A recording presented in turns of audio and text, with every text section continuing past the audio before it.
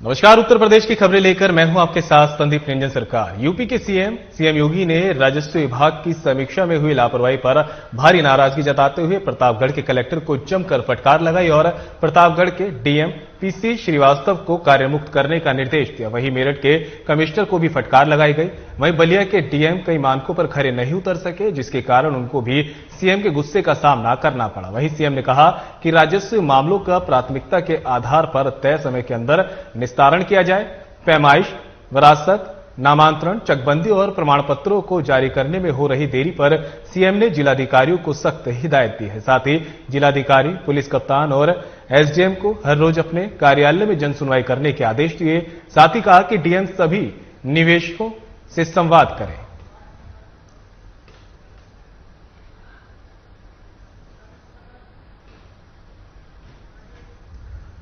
तो लखनऊ से आपको एक और बता रहे हैं, जहां पर जनसुनवाई करने के सीएम योगी ने आदेश दिए हैं। आपको बता दें कि राजस्व विभाग की समीक्षा में हुई लापरवाही पर सीएम एक्शन मोड में नजर आए। नाराजगी जताते हुए प्रतापगढ़ के कलेक्टर को जमकर फटकार लगाएगी और प्रतापगढ़ के डीएम पीसी श्रीवास्तव को कार्यमुक्त करने का निर्देश दिया।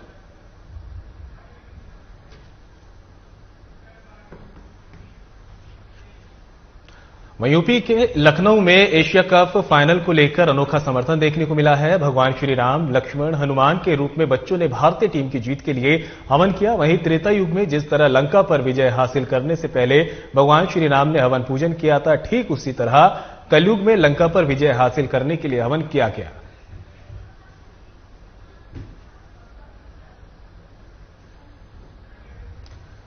लखनऊ की तस्वीरें आपको दिखा रहे हैं, जहां पर एशिया कप फाइनल को लेकर अनोखा समर्थन देखने को मिला है।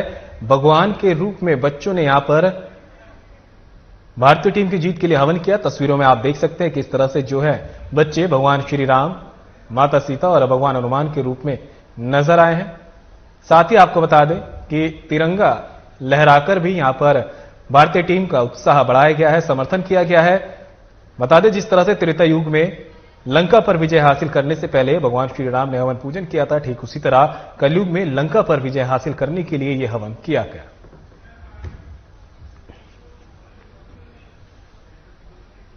हमीरपुर में मानसिक रूप से बीमार महिला ने जहरीला पदार्थ खाकर आत्महत्या कर ली है। सूचना मिलते ही मायके वाले पक्ष लोगों ने महिला को अस्पताल में भर्ती कराया। इलाज के दौरान महिला की मौत भी हो गई है। मृतका के परिजनों का कहना है कि ससुराल पक्ष के लोग महिला से दहेज की मांग कर रहे थे, जिसके बाद महिला को मानसिक रूप से परेशान किया जाने लगा। जबकि कई बार रिश्तेदारों को बुलाकर पंचायत में महिला को कभी भी प्रताड़ित न करने का भरोसा भी दिया था, लेकिन फिर भी महिला को प्रताड़ित किया जाने लगा, जिससे परेशान होकर महिला ने खुदकुशी कर ली है। बता दें कि मायके पक्ष वालों ने पुलिस को शिकायत देकर ससुराल पर कार्रवाई करने की मांग की, लेकिन हत्या की रिपोर्ट दर्ज न होने पर जमकर बवाल काटा गया। हालांकि बाद में पुलिस ने शिकायत के आधार पर केस दर्ज कर लिया।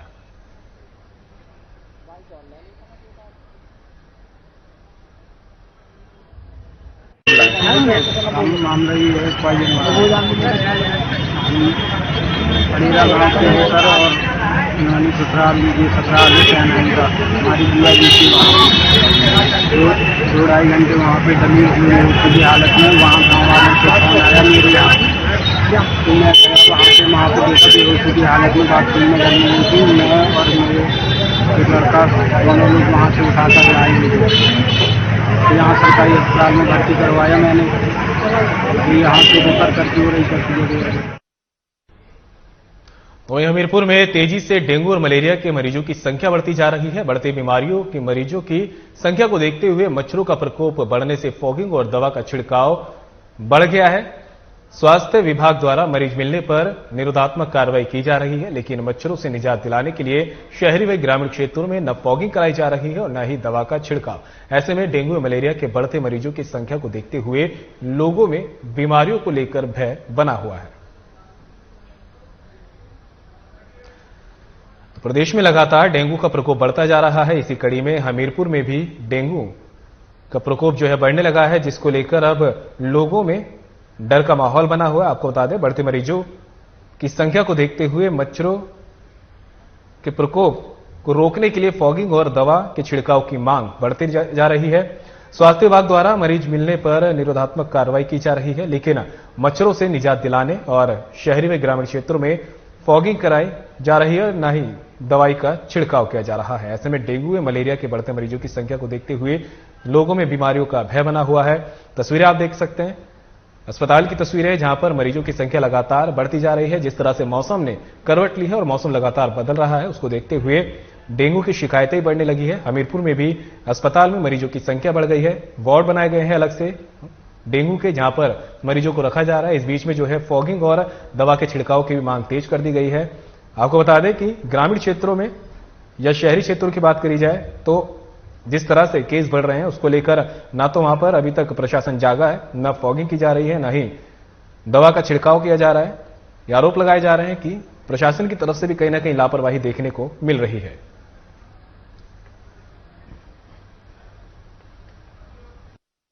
ज्यादातर मरीज तो फीवर के करके आ रहे हैं, फीवर हाई ग्रेड फीवर करके मरीज आ रहे हैं। कुछ मरीज सस्तर से डेंगू करके आ रहे हैं, से कम हो रही है। डेंगू के बहुत कम आ रहे हैं, लेकिन आने की संभावना लग रही है किसी वजह से, लेकिन निकल नहीं रहे। ज्यादातर मरीज फीवर करके आ रहे हैं, हाई ग्रेड फीवर। आज सर कितने मरीज देखे? आज अभी तक तो 130 मरीज देख चुके हैं। खबरों में आगे पीलीभीत से खबर है, जहां पे पीलीभीत की बिलसंडा पुलिस को बड़ी कामयाबी मिली है। आपको बता दें, मंदबुद्धि बालक को यहां पर सकुशल पुलिस ने बरामद किया है और बरामद करने के बाद परिजनों को सौंप दिया, जिसके बाद परिजनों के चेहरों पर मुस्कान लौटी है। 24 जुलाई को यह बालक लापता हुआ था। आपको बता दें कि माता पिता की पहले ही मौत हो चुकी है। थाना बिलसंडा के जाटोपुरा का यह पूरा मामला बताया जा रहा है। तो पीलीभीत से खबर बता रहे हैं आपको, जहां पर पीलीभीत में बिलसंडा पुलिस को कामयाबी मिली है। दरअसल 24 जुलाई को एक बालक लापता हुआ था, जिसकी शिकायत पुलिस को दी गई थी। पुलिस ने त्वरित कार्रवाई की और लगातार बच्चे की खोज की जा रही थी, जिसके बाद पुलिस को कामयाबी मिली। पुलिस ने मंदबुद्धि बालक को सकुशल तलाश लिया है। उसके बाद परिजनों को बालक सौंप दिया गया है। 24 जुलाई को लापता हुआ था। बताया जा रहा है कि इस बालक के माता पिता की पहले ही मौत हो चुकी है, जिसके बाद परिवार के दूसरे लोग इस बच्चे का पालन पोषण कर रहे थे। लेकिन 24 जुलाई को यह बालक लापता हो गया था, जिसके बाद परिवार ने पुलिस को शिकायत दी और इसी क्रम में बिलसंडा पुलिस ने कार्रवाई करते हुए अब इस बच्चे को तलाश लिया है, परिजनों को सौंप दिया गया है। परिजनों के चेहरों पर फिर से मुस्कान लौट आई है। थाना बिलसंडा के जाटोपुरा का पूरा यह मामला बताया जा रहा है।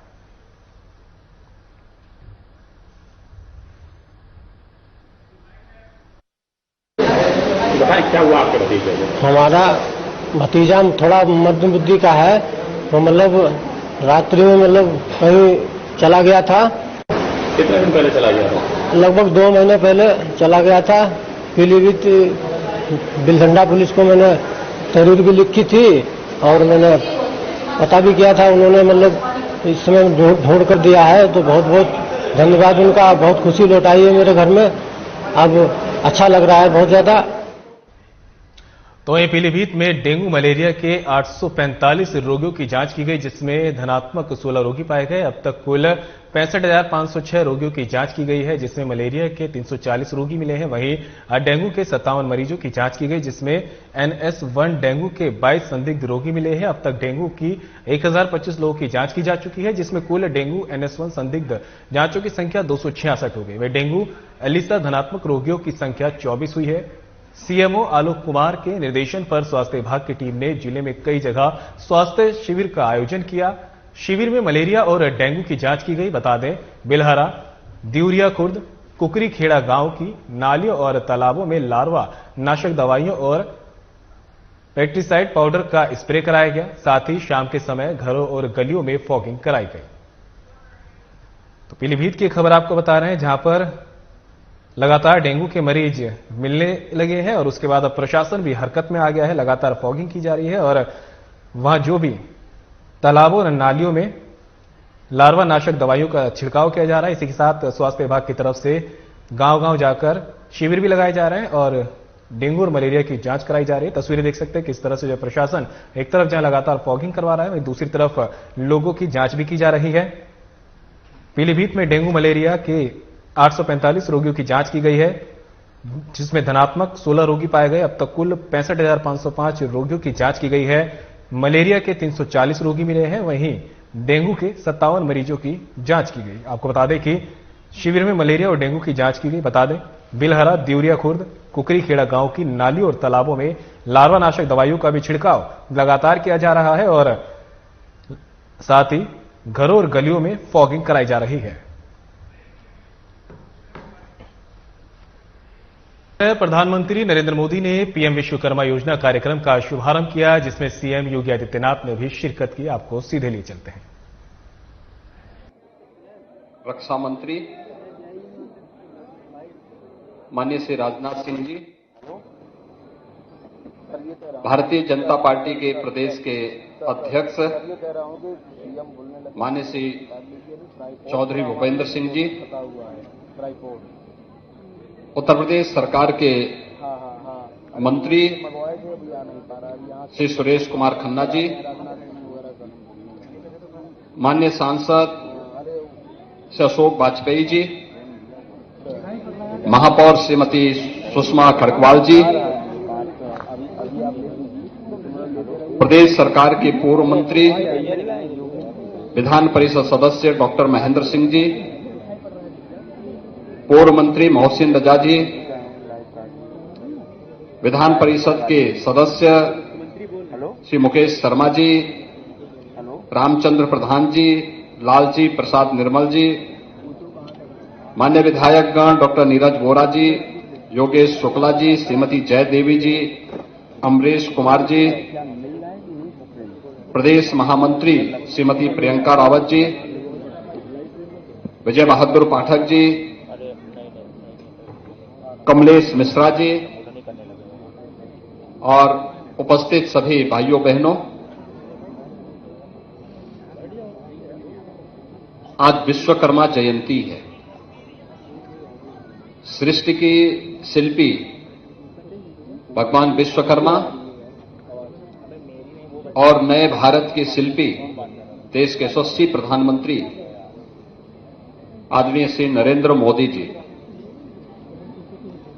एक महज संजोग नहीं बल्कि देव योग से एक ही तिथि दोनों के साथ आकर के जुड़ती है। मैं इस अवसर पर पूरे प्रदेशवासियों को विश्वकर्मा जयंती की हृदय से बधाई देता हूं और देश के यशस्वी प्रधानमंत्री जी को उनके पावन जन्मदिन पर प्रदेशवासियों की ओर से हृदय से बधाई देता हूं।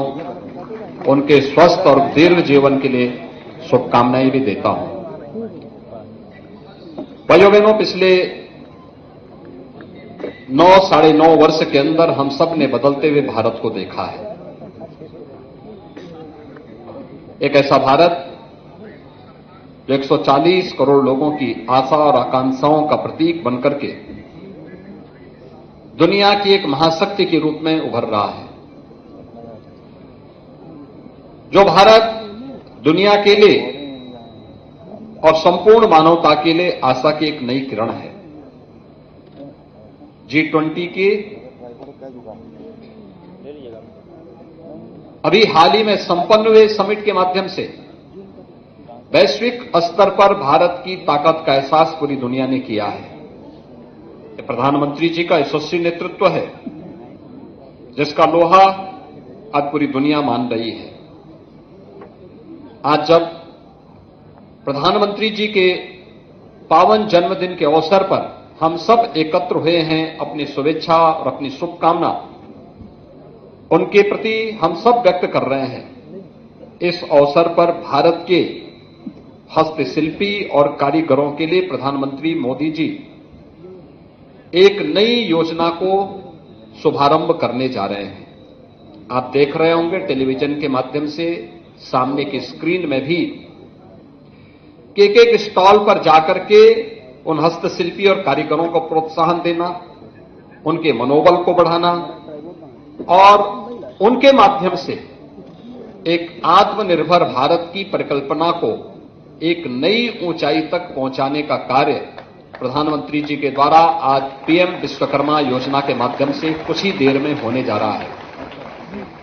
इस अवसर पर प्रदेश की राजधानी लखनऊ में जो एक कार्यक्रम आज आयोजित हो रहा है, इस अवसर पर देश के लोकप्रिय रक्षा मंत्री माननीय श्री राजनाथ सिंह जी की उपस्थिति हम सबके सामने हुई है। वे लखनऊ के लोकप्रिय सांसद भी हैं। लखनऊ की विकास को सदैव अटल जी की भावनाओं के अनुरूप देश की सबसे बड़ी आबादी की राज्य की राजधानी के रूप में प्रस्तुत करने का जो अद्भुत कार्य उन्होंने अपने चमत्कारिक व्यक्तित्व और कृतित्व से किया है, इसके लिए लखनऊ वासियों की ओर से उनके प्रति आभार व्यक्त करते हुए मैं इस अवसर पर उनका हृदय से स्वागत करता हूं, अभिनंदन करता हूं। भाइयों बहनों, हम सब नए भारत के शिल्पी प्रधानमंत्री जी के जन्मदिन पर इस नई स्कीम, जिसमें भारत की परंपरागत हस्तशिल्प और कारीगरी छिपी हुई है, उस हुनर को एक नया मंच मिलने जा रहा है। इसके लिए सरकार ने अनेक कार्यक्रम तय किए हैं। 18 वर्ष से ऊपर का कोई भी ऐसा हस्तशिल्पी जो परंपरागत रूप से इस कार्यक्रम के साथ जुड़ा हुआ है, इसके लिए पात्रता की श्रेणी में होगा। वह 5% से कम ब्याज दर पर लोन की सुविधा से आच्छादित होगा। पहले चरण में 1 लाख, दूसरे चरण में 2 लाख, बशर्ते उस परिवार का कोई सदस्य सरकारी सेवा में न हो। एक बड़ी स्कीम है। ट्रेनिंग के दौरान 500 रुपए प्रतिदिन का मानदेय और उसके उपरांत 15,000 रुपए टूल किट की सुविधा भी उस हस्तशिल्पी और कारीगरी को उपलब्ध करवाना, यह अपने आप में एक नई स्कीम है। गांव की परंपरागत हस्तशिल्पी और कारीगरी के लिए जो कभी बढ़ई के रूप में, राजमिस्त्री के रूप में, हलवाई के रूप में, चर्मकार के रूप में, स्वर्णकार के रूप में गांव देहात के अलग अलग क्षेत्रों में जाकर के अपनी कला का प्रदर्शन करने का प्रयास करता था, आज नई टेक्नोलॉजी और नई डिजाइन के साथ उसको जोड़ने के एक नए कार्यक्रम का शुभारंभ प्रधानमंत्री जी के द्वारा हो रहा है। 2020 में प्रधानमंत्री जी ने यही तो कहा था कि वोकल फॉर लोकल, उसको प्रोत्साहित करने के जो कार्यक्रम हैं, उसको एक नई ऊंचाई की ओर ले जाने का एक अभिनव प्रयास। इसके लिए प्रधानमंत्री जी के प्रति आभार व्यक्त करते हुए मैं उनको प्रदेशवासियों की ओर से पावन जन्मदिन की हृदय से बधाई देता हूं, उनके प्रति शुभकामना व्यक्त करता हूं और ईश्वर से ही प्रार्थना करता हूं कि उनका यशस्वी मार्गदर्शन और नेतृत्व पूरे देश को प्राप्त हो। भारत दुनिया की एक महाशक्ति के रूप में उभर करके अपने युवाओं के बल पर, हस्तशिल्पियों के बल पर, कारीगरों के बल पर एक बड़ी ताकत के रूप में उभरे, इस विश्वास के साथ आप सबकी प्रति में मैं अपनी शुभकामनाएं देता हूं। धन्यवाद। जय हिंद।